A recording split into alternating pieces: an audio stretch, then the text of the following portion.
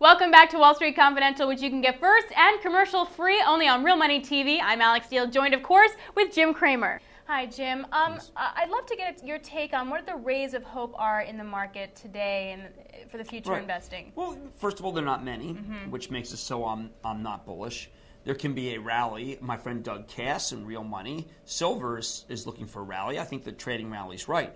But here's the problem. Here's things that are going right. Price of copper seems to have bottomed and inventories are going down. Okay, China went up, but now China's starting to pull back. But China going up did matter.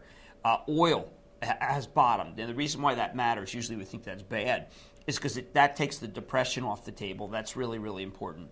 And Bernanke, in a series of really terrific testimony, has made it very clear that we are not going to nationalize banks. It really is the Federal Reserve that would have the last line on that. I don't know the distance between the Federal Reserve and Tim Geithner, but I do know that Bernanke has given us a distinct ray of light.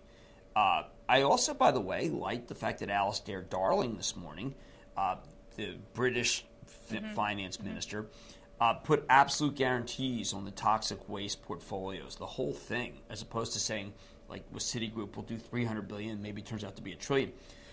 So just to take that, those toxic waste portfolios and not make them be dumped, but make them guaranteed, if we do that, that would be excellent. That's, Darling has led the way in a lot of things. Now they have RBS, which is the worst bank in the world right now, and they own it, so they have to develop a way to protect their investment. But I find all those things positive.